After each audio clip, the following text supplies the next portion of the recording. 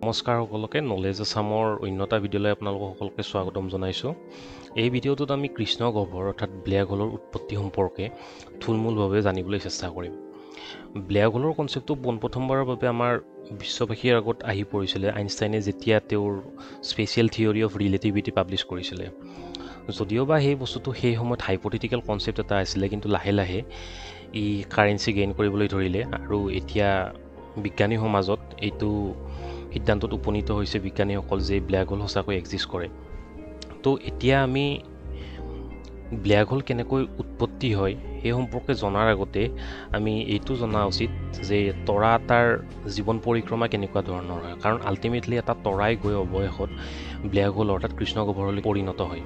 সাধাৰণতে কি হয়, তৰা এটাৰ ভিতৰত দুই ধৰণৰ ফৰ্চে বিপৰীত দিশত ক্ৰিয়া কৰি থাকে। এটা হৈছে গ্ৰেভিটেশ্যনেল ফৰ্চ, যিটো তাৰ নিজৰ যি মেটাৰ আছে সেই মেটাৰৰ পৰিণতি স্বৰূপে হয়, আৰু আনটো ফৰ্চ হৈছে তাৰ ভিতৰ ভাগত যি ফুৱেল থাকে হাইড্ৰজেন আৰু হিলিয়াম, সিহঁতৰ ভিতৰত ফিউজন আৰু ফিছন ৰিয়েকশ্যন সম্পাদিত হয়। যি এনাৰ্জি ৰিলিজ হয় সেই এনাৰ্জিয়ে গ্ৰেভিটেশ্যনেল ফৰ্চৰ বিপৰীত দিশত ক্ৰিয়া কৰি থাকে। তাৰ ফলত তৰাটো এটা বেলেঞ্চ শেপত থাকে।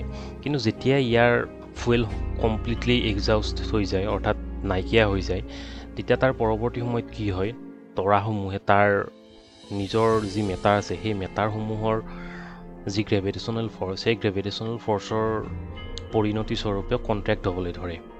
এতিয়া এটা তৰা তাৰ যেতিয়া ফুৱেল কমপ্লিটলি শেষ হ'ব, তাৰ পৰৱৰ্তী সময়ছোৱাত সি কি ষ্টেজত সোমাব সেইটো ডিটাৰমাইন কৰে তাৰ মাছে।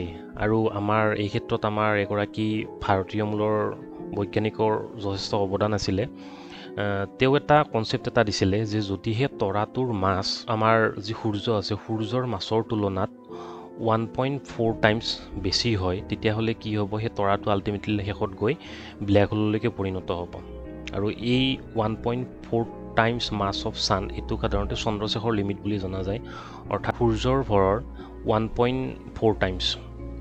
যদিহে তৰাটোৰ ভৰ আমাৰ সূৰ্যৰ ভৰৰ 1.4 টাইমছৰ তুলনাত সৰু হয় বা কম হয়, তেতিয়াহ'লে কি হ'ব, সেই তৰাটো ৰেড জায়েণ্টলৈকে কনভাৰ্ট হ'ব।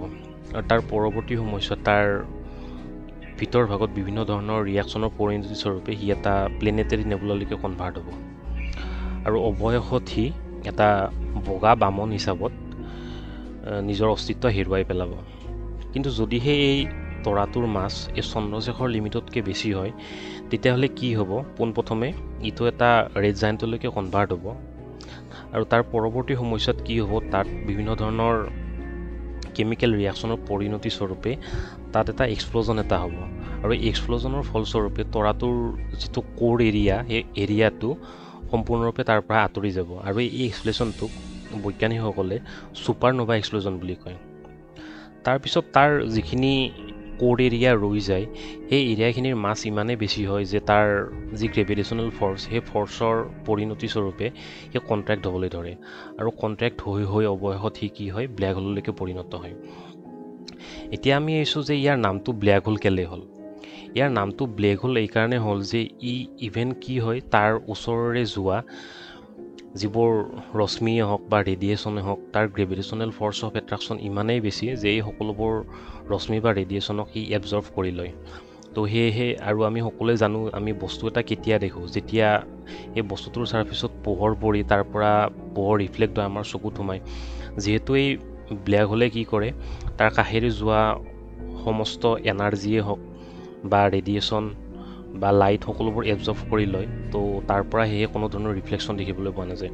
তো সেইকাৰণে ইয়াৰ নামটো হৈছে ব্লেক হোল।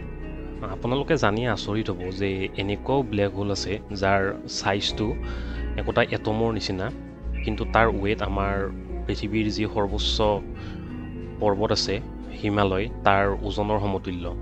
তো এইটো সঁচাকৈ আচৰিত নহয় জানো। ইভেন আমাৰ হোল গেলেক্সিত যিমান এৰিয়া আছে সেই গোটেইখিনি এৰিয়া অকুপাই কৰি এটা ছিংগুল ব্লেক হোলো এক্সিষ্ট কৰিব পাৰে।